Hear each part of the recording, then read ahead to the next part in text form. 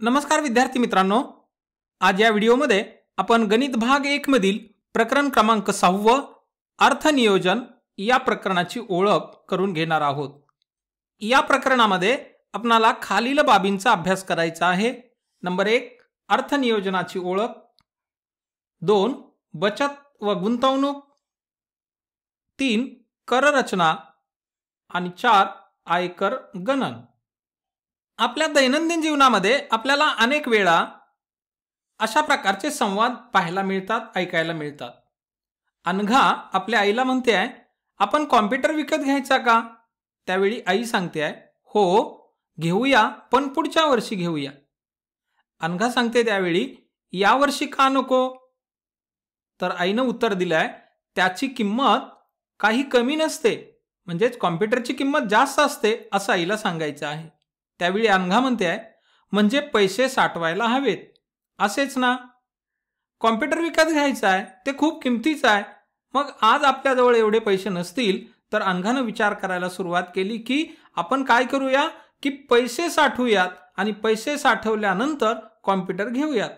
असंच तुला म्हणायचंय का? असं अनघा आईला म्हणते आहे।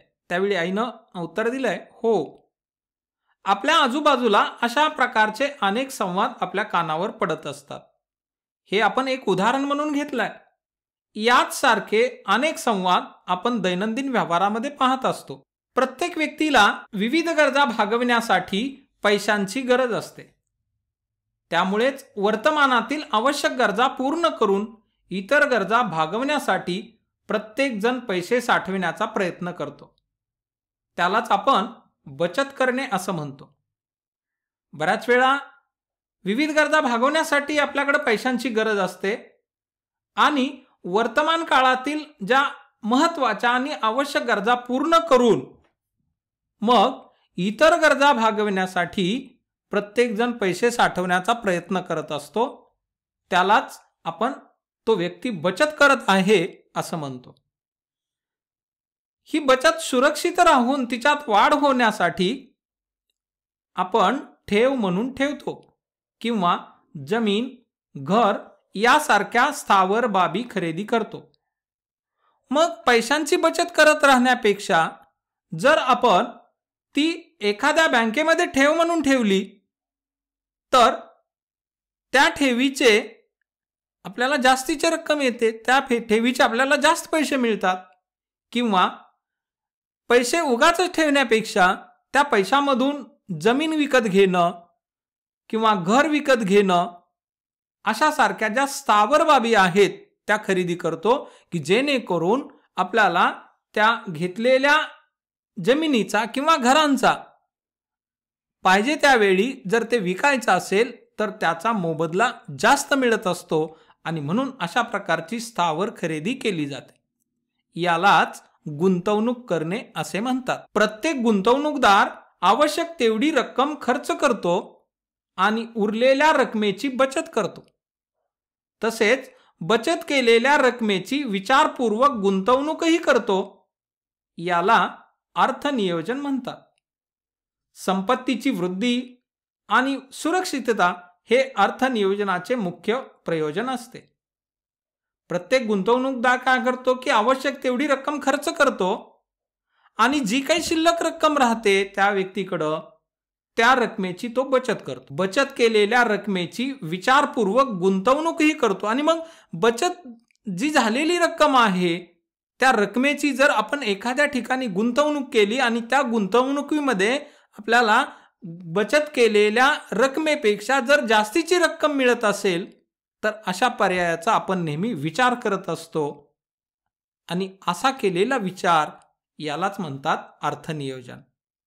संपत्तीची वृद्धी आणि सुरक्षितता हे अर्थनियोजनाचे मुख्य प्रयोजन आहे। आपल्याकडे असलेली संपत्तीमध्ये वाढ व्हावी आणि त्या रकमेला सुरक्षितता मिळावी म्हणून हे अर्थनियोजनाचे मुख्य प्रयोजन असते। मला वाटतं हा भाग तुम्हाला आता समजला असेल। आपण पुढच्या घटकाकडे जाऊया। दैनंदिन व्यवहारामध्ये जीवन जगत असताना आपल्या समोर अनेक प्रकारच्या घटना घडत असतात आणि या घटनांना सामोरं जाण्यासाठी सुद्धा बचत करणं गरजेचं असतं आणि अशा प्रकारच्या कोणत्या घटना आहेत त्या आपण आता पाहू। अपेक्षित घटना आहेत मुलांचे शिक्षण व त्यांच्यासाठी इतर खर्च।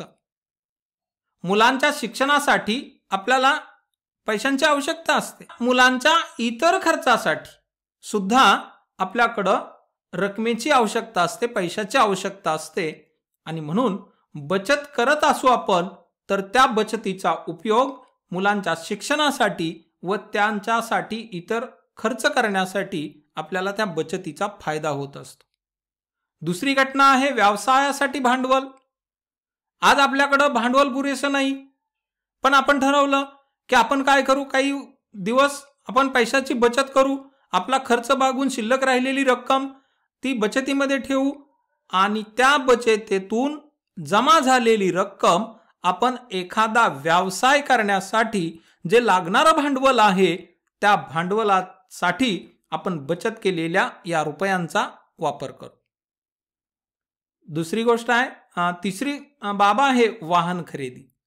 आपल्याजवळ आज वाहन खरेदी एवढे समजा रक्कम नाही, पण आपण ठरवलं की काही हरकत नाही, आज जरी माझ्याजवळ वाहन नसेल तरी मी आणखी काही वर्षानंतर मी ते वाहन खरेदी करणार आहे आणि मग त्यावेळी मला जर वाहन खरेदी करायचं असेल तर आज माझ्या मिळकतीमधून मी जो खर्च करणार आहे त्यातून काही पैसे वाचवून मी ते पैसे साचवून ठेवणार आहे, साठवून ठेवणार आहे, बचत करणार आहे आणि त्या बचतीच्या माध्यमातून माझ्याजवळ जी रक्कम येईल त्या रकमेनं मी वाहन खरेदी करू शकतो। म्हणून ह्या अपेक्षित घटनांमधला हा तिसरा प्रकार आहे। आता आणखी घर बांधकाम किंवा खरेदी करण्यासाठी, समजा एखाद्याकडे घर नाही आहे, ते कच्चं घर आहे, त्याला पक्कं घर करायचं आहे, बांधायचं आहे, परंतु आज त्याच्याकडे पुरेशी रक्कम नाही, परंतु त्यानं असं ठरवलं की काही हरकत नाही, मला आज नाही घर बांधता येणार, परंतु माझ्या व्यवसायामधून माझ्या कामामधून मला जी रक्कम मिळणार आहे त्या रकमेची बचत करून मी आणखी काही दिवसानं घर बांधू शकतो किंवा एखादं बांधकाम तयार केलेलं घर मी खरेदी करू शकतो। ही अपेक्षित घटना क्रमांक 4 आहे। अशा अनेक घटना आपल्या समोर अपेक्षित अशा असतात आणि त्या घटनांसाठी आपल्याला बचत करणं गरजेचं असतं, अर्थनियोजन करणं गरजेचं असतं। पाचवा भाग यामधला पाचवी घटना आहे की वृद्धापकाळातील गरजा, की वृद्धापकाळामध्ये म्हातारपणी आपल्या गरजा भागवण्यासाठी जर आपण सक्षम असू तर मग मात्र म्हातारपणामध्ये वृद्धापकाळामध्ये त्या व्यक्तीचे हाल होत नाही। स्वयंपूर्ण असू आपल्या गरजा भागवण्यासाठी वृद्धापकाळामध्ये, कारण वृद्धापकाळामध्ये आपण काम करू शकत नाही, मिळकत मिळू शकत नाही, मग या काळामध्ये जर आपल्या दैनंदिन गरजा भागवायच्या असतील आणि मग अशा व्यक्तीनं जर नियोजन केलं की मला वृद्धापकाळासाठी काही रकमेची बचत करायची आहे, काही रकमेची गुंतवणूक करायची आहे आणि मग तरुणपणात केलेल्या बचतीचा किंवा तरुणपणात केलेल्या गुंतवणुकीचा फायदा वृद्धापकाळातील गरजा भागवण्यासाठी त्या व्यक्तीला होत असतो आणि म्हणून वृद्धापन तर हे प्रत्येकच व्यक्तीला येत असतं आणि मग त्या वृद्धापकाळातील गरजा पूर्ण करण्यासाठी आपण अशा प्रकारे अर्थनियोजन करणं गरजेचं असतं। ती अपेक्षित घटना आहे, कारण पुढे चालून आपल्याला वृद्धपण येणार आहे आणि त्या काळामध्ये आपल्या गरजा भागवण्यासाठी अर्थनियोजन, पैशाचं नियोजन करून ठेवणं गरजेचं आहे, जे की वृद्धापकाळातील गरजा पूर्ण करण्यासाठी ते कामी येणार आहे। या घटने व्यतिरिक्त अनेक घटना अपेक्षित आहे, परंतु त्यातल्या काही घटना आपण इथं अभ्यासासाठी घेतलेल्या आहेत। अशाच प्रकारच्या काही अनपेक्षित घटना सुद्धा आपल्या या जीवनामध्ये घडू शकत असतात आणि मग या अनपेक्षित घटनांना सामोरं जाण्यासाठी सुद्धा आपल्याजवळ काही रकमेची गरज असणार आहे। काही रक्कम, काही बचत करून आपण ठेवलेली असेल तर ती निश्चितच फायदेशीर राहणार आहे। म्हणून अशा प्रकारच्या आपल्या दैनंदिन जीवनामध्ये कोणत्या प्रकारच्या अनपेक्षित घटना घडू शकतात याची काही आपण उदाहरणं पाहू। आता आपण अनपेक्षित घटनांचा विचार करू। एक नैसर्गिक आपत्ती। नैसर्गिक आपत्ती ही काही कुणाला सांगून येत नाही, निसर्गामध्ये अचानक झालेल्या बदलामुळे अशा प्रकारची जी आपत्ती, जे संकट आपल्यावर ओढवतं, चक्रीवादळ असेल, कधी महापूर असतील किंवा आणखी वेगवेगळ्या, कधी भूकंप असेल, अशा ज्या काही नैसर्गिक आपत्ती आहेत त्या अचानक जर आपल्यावरती आल्या तर त्या आपत्तीतून सावरण्यासाठी आपल्याकडे जर गुंतवणूक केलेली असेल, कारण या नैसर्गिक आपत्तीमुळे काय होतं की आपलं जे दररोजचं रुटीन आहे, दररोजचं जे कामकाज आहे, त्या कामकाजावर परिणाम होतो आणि त्या परिणामामुळे आपल्याकडं आपल्या गरजा भागवण्यासाठी पैशाची गरज पडते आणि मग अशा वेळी आपण यापूर्वी केलेल्या बचतीचा, केलेल्या गुंतवणुकीचा फायदा आपल्याला या ठिकाणी होत असतो नैसर्गिक आपत्तीमध्ये. अगदी अशाच प्रकारची दुसरी घटना आपल्याला इथं पाहायला मिळेल की या कुटुंबातील एखाद्या सदस्याचे आजारपण. अचानकपणे कुटुंबातील एखादा व्यक्ती आजारी पडतो आणि मग त्याला दवाखान्यात घेऊन जाण्यासाठी, त्याच्यावरती उपचार करण्यासाठी अनेक पैशांची आवश्यकता असते आणि अशा वेळी जर आपण बचत केलेली असेल तर त्या बचतीतील रक्कम किंवा आपण काही पैशाचं नियोजन करून ठेवलेलं असेल तर त्या रकमेचा उपयोग घरातील अचानकपणे आजारी पडलेल्या व्यक्तीच्या उपचारासाठी आपल्याला ती रक्कम वापरता येते, ती गुंतवणूक आपल्याला कामी पडते. आणि म्हणून ही सुद्धा एक नैसर्गिक अनपेक्षित अशा प्रकारची एक अनपेक्षित घटना आहे की कुटुंबातील एखाद्या सदस्याचे आजारपण. जसं की आजारपण सुद्धा काही सांगून येत नाही. तिसरा घटक आहे यामधला की अपघातामुळे झालेले नुकसान. अचानक अपघात होतो आणि त्या अपघातामध्ये आपलं नुकसान होतं आणि हे नुकसान भरून काढण्यासाठी आपल्याकडं त्यावेळी जर तरतूद नसेल तर आपण केलेल्या बचतीचा उपयोग, आपण केलेल्या अर्थनियोजनाचा वापर आपल्याला अपघातामुळे झालेले नुकसान भरून काढण्यासाठी, झीज भरून काढण्यासाठी ती कामाला येणार आहे. म्हणून अर्थनियोजन करणं गरजेचं आहे. आता या पुढचा घटक पाहू आपण, आकस्मिक मृत्यू. एखाद्या कुटुंबातील जर कमवता व्यक्ती, त्या कमवत्या व्यक्तीचा जर आकस्मिक मृत्यू झाला तर त्या कुटुंबावर असे बरेचसे परिणाम होतात आणि त्याचा परिणाम कुटुंबातील इतर सदस्यांना भोगावा लागतो. परंतु अशा वेळी जर अर्थनियोजन केलेलं असेल, पैशाची जर नियोजन करून ठेवलेलं असतील, बचत करून ठेवलेली असेल तर ती बचत अशा वेळी त्या कुटुंबाच्या कामी येत असते. म्हणून या आहेत अनपेक्षित घटना आणि या आहेत अपेक्षित घटना. यापेक्षा अनपेक्षित घटना सुद्धा अनेक प्रकारच्या वेगळ्या असू शकतात. आपण उदाहरणादाखल काही अपेक्षित घटना आणि अनपेक्षित घटना या ठिकाणी घेतलेल्या आहेत. आपण पुढच्या भागाकडे जाऊया. आता आपण विचार करूया बचतीबाबत. बचत सुरक्षित राहणे व तिच्यात वाढ होणे हिताचे असते. आपली बचत केलेली रक्कम बँकेत किंवा पोस्टात सुरक्षित राहते, म्हणजे इथं चोरीची भीती राहत नाही. ती बचत केलेली रक्कम जर आपण बँकेमध्ये किंवा पोस्टामध्ये टाकली तर ती सुरक्षित असेल, त्याला कोणत्याही प्रकारची अडचण असणार नाही. बँकेतील बचत खात्यात जमा झालेल्या रकमेमुळे रोकड रहित व्यवहार करणे सोयीचे होते. समजा आपली बचत एखाद्या बँकेत आहे आणि मग काही वेळा कॅशलेस अशा प्रकारचे व्यवहार आता आपण वारंवार पाहतो आहोत किंवा ऐकतो आहोत की कॅशलेस व्यवहार करणं या बचतीमुळं, बँकेत ठेवलेल्या या रकमेमुळं आपल्याला सोयीचं ठरतं. एखाद्याला पैसे पाठवायचे असतील, एखाद्याला पैसे द्यायचे असतील, एखादी वस्तू खरेदी करायची असेल तर दुकानदाराला आपण अशा प्रकारचे कॅशलेस व्यवहार करून आपण आपली गरज पूर्ण करू शकतो. म्हणजे इथं रक्कम बाळगण्याची, स्वतःजवळ रक्कम ठेवण्याची गरज पडत नाही आणि कॅशलेस व्यवहार आपल्याला करता येतो. अशा व्यवहारामुळे स्वतःजवळ अधिक रक्कम ठेवावी लागत नाही व ती रक्कम हरवण्याची वा चोरीला जाण्याची भीती राहत नाही. म्हणजे याचा आणखी एक फायदा काय की एखाद्या वेळी आपल्याजवळील ही रक्कम हरवू शकते किंवा आपल्याजवळील ही रक्कम चोरीला जाऊ शकते. तर अशा या घटना टाळण्यासाठी जर आपण आपल्याजवळ सुरक्षित केलेली बचत किंवा आपण केलेली बचत ती जर आपण बँकेमध्ये टाकली, पोस्टामध्ये टाकली तर आपल्या या बचतीमध्ये वाढ होण्यास मदत होते आणि ती बचत सुरक्षित राहण्यासाठी सुद्धा मदत होते.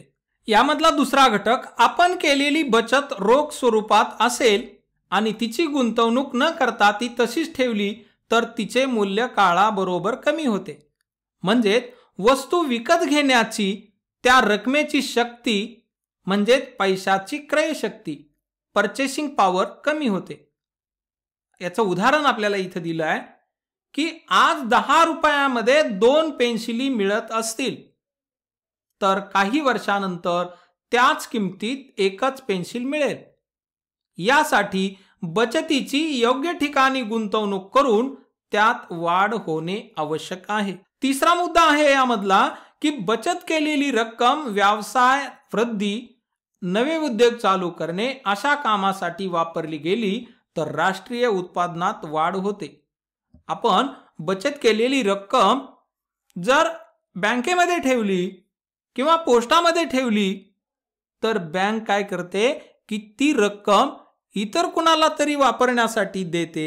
म्हणजे आपण केलेली बचत ही व्यवहारामध्ये येते आणि व्यवहारामध्ये आल्यानंतर परत त्या रकमेमध्ये वाढ होण्यास मदत होते आणि हे काम राष्ट्रीय उत्पादनात वाढ अप्रत्यक्षरित्या आपण ती करत असतो. आणि म्हणून बचत केलेली रक्कम व्यवसायात वाढ करण्यासाठी, नवे उद्योग चालू करण्यासाठी जर आपण केली तर अशा कामासाठी वापरली गेलेली रक्कम राष्ट्रीय उत्पादनात या रकमेतून राष्ट्रीय उत्पादनात वाढ होते. चौथा मुद्दा यामधला, एकूण मिळकतीपैकी बचतीचा काही भाग समाजकार्यासाठी खर्च केल्यास त्याचा दूरगामी फायदा सर्वांनाच होतो.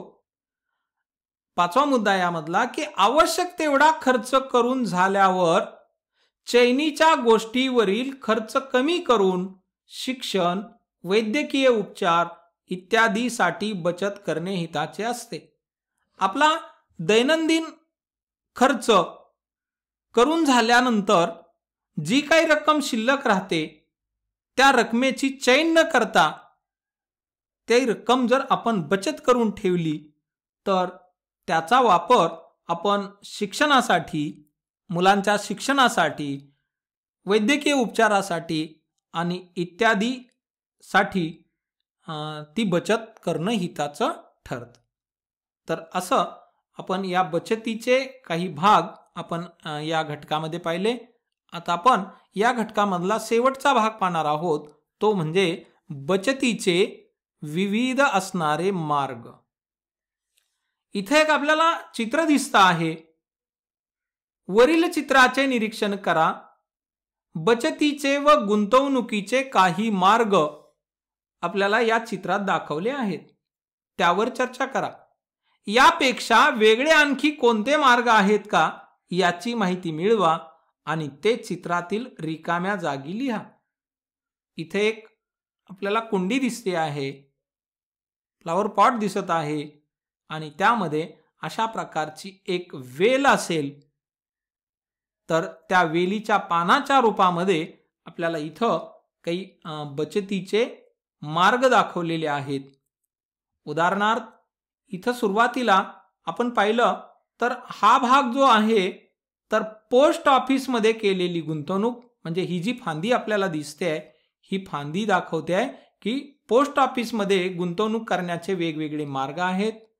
दुसरे, खाजगी क्षेत्रामध्ये वेगवेगळ्या प्रकारे आपण कशी बचत करू शकतो तर या फांदीनं ते आपल्याला इथं दर्शविलेलं आहे. या फांदीच्या रूपाने खाजगी क्षेत्रामध्ये आपण गुंतवणूक कोणत्या रीतीनं करू शकतो हे आपल्याला या फांदीच्या रूपात पाहायला मिळत आहे.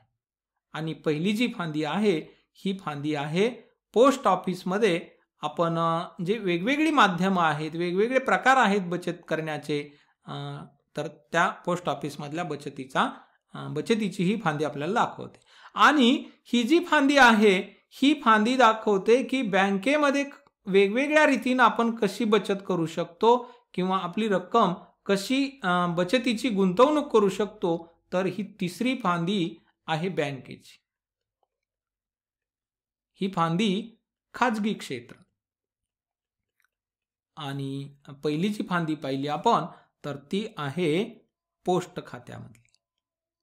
तर या पोस्ट खात्यामध्ये आपण पाहू की मासिक उत्पन्न खाते, सार्वजनिक भविष्य निर्वाह निधी, पोस्टाचा आयुर्विमा, ज्येष्ठ नागरिक योजना आणि आवर्ती जमा योजना, एवढ्या योजना आपण पोस्टामध्ये बचत करण्यासाठी वापरू शकतो किंवा गुंतवणूक करण्यासाठी वापरू शकतो. की मासिक उत्पन्न खाते आपण प्रत्येक महिन्याला एक ठराविक रक्कम पोस्टामध्ये टाकणे, त्यानंतर सार्वजनिक भविष्य निर्वाह निधी, पोस्टाचा आयुर्विमा, त्यानंतर ज्येष्ठ नागरिक योजना, ज्येष्ठ नागरिकांसाठी काही योजना पोस्टामध्ये असतात आणि त्याही योजनेमध्ये आपण अशा प्रकारची रक्कम गुंतवणूक करू शकतो. आवर्ती जमा योजना, याला आपण RD असं म्हणतो, रिक्युरिंग डिपॉझिट, की दर महिन्याला ठराविक रक्कम बँकेत पोस्टामध्ये ठेवणं म्हणजे ठेवणं आहे. तर त्या आवर्ती ठेव योजनेसाठी काही मुदत दिलेली असते, 5 वर्ष, 10 वर्ष, 4 वर्ष, 8 वर्ष. मग अशा प्रकारच्या मुदतीप्रमाणे आपण प्रत्येक महिन्याला समजा 1000 रुपये मला प्रत्येक महिन्याला या आवर्ती ठेव योजनेमध्ये जमा करायचे आहेत, किंवा मग माझ्या खर्चातून जर अशा प्रकारची जास्त रक्कम राहत असेल तर मी 5000 रुपये महिना आवर्ती ठेवमध्ये जमा करू शकतो काही काळासाठी. किंवा मग दुसरं जे खातं आहे आपल्याला इथं दिसतं की मासिक उत्पन्न खाते, की मग प्रत्येक महिन्याला 5000 नाही, मला एका महिन्यामध्ये 1000 शिल्लक राहतात तर मी 1000च ठेवेल. दुसऱ्या महिन्यामध्ये माझ्याकडे 2000 रुपये शिल्लक आहेत तर मी 2000 रुपये ठेवेल. परंतु या आवर्ती ठेवमध्ये मात्र आपल्याला एक ठराविक रक्कम, 5000 म्हणजे 5000, 2000 असतील तर 2000, महिन्याला मी 2000 बचत करू शकतो. पण या खात्यामध्ये मात्र तुम्ही कमी जास्त रक्कम गुंतवू शकता. इथं मात्र एकदा तुम्ही ठरवलं की नाही मला 2000 रुपये महिना मी पोस्टामध्ये जमा करू शकतो, 5000 रुपये महिना जमा करू शकतो, इथं 50 रुपयापासून तुम्हाला ती गुंतवणूक करता येऊ शकते. महिन्याला 50 रुपये, 100 रुपये, 200 रुपये, जेवढे आपण ही रक्कम यामध्ये गुंतवू शकतो. तर 50 रुपयापासून अशा प्रकारची रक्कम, किंवा तुम्ही याचा आणखी पडताळा घ्या की पोस्टामध्ये सहज चौकशी करा की मला दर महिन्याला काही रक्कम गुंतवायची आहे तर मी किती रुपयापासून महिन्याला रक्कम गुंतवणूक करू शकतो. दुसरा प्रकार, खाजगी क्षेत्रामध्ये पिग्मी खाते आहेत, बचत खाते, विमा आहे, बॉन्ड आहेत वेगवेगळ्या प्रकारचे, शेअर्समध्ये आपण गुंतवणूक करू शकतो, राष्ट्रीय बचत प्रमाणपत्रामध्ये गुंतवणूक करू शकतो आणि म्युच्युअल फंडामध्ये गुंतवणूक करू शकतो. हे खाजगी क्षेत्रामध्ये गुंतवणूक करण्याचे विविध पर्याय आपल्याला या ठिकाणी दिसून येतात. यामध्ये पिग्मी खाते, बचत खाते, विमा, बॉन्ड, राष्ट्रीय बचत प्रमाणपत्र, शेअर आणि म्युच्युअल फंड यासारख्या माध्यमातून सुद्धा आपल्याला बचत करता येते. आणि तिसरा जो प्रकार आहे बचत करण्याचा, गुंतवणूक आणि बचत करण्याचा, तर तो आहे बँकेच्या माध्यमातून आपण मुदत ठेव ठेवू शकतो. त्याला आपण फिक्स डिपॉझिट असं म्हणतो, FD असं म्हणतो. त्यानंतर राष्ट्रीयकृत बँकेतील ठेव, आपण सेव्हिंग अकाउंट काढू शकतो, बचत खातं काढू शकतो आणि या बचत खात्याच्या माध्यमातून आपण ही रक्कम जमा करू शकतो. नंतर आवर्ती ठेव आहे, जसं पोस्टामध्ये आपण पाहिलं की आवर्ती जमा योजना, तसं बँकेमध्ये सुद्धा आपण आवर्ती ठेव ठेवून आवर्ती ठेवीच्या रूपानं एक ठराविक रक्कम महिन्याला तेवढी रक्कम गुंतवणूक करून आपण या ठेवीच्या माध्यमातून सुद्धा आपण बचत आणि गुंतवणूक करू शकतो. तर अशा प्रकारच्या आणखी तुम्हाला आठवणीत येणाऱ्या काही बाबी असतील तर त्या बाबी तुम्ही या ठिकाणी नमूद करू शकता. तर आज आपण या ठिकाणी आपलं प्रकरण क्रमांक 6 अर्थनियोजन यामधील काही भाग आजच्या या व्हिडिओमध्ये समजून घेतला. राहिलेला भाग आपण पुढील व्हिडिओमध्ये तो कंटिन्यू करणार आहोत. तर भेटूया आपण पुढील व्हिडिओमध्ये. तोपर्यंत नमस्कार.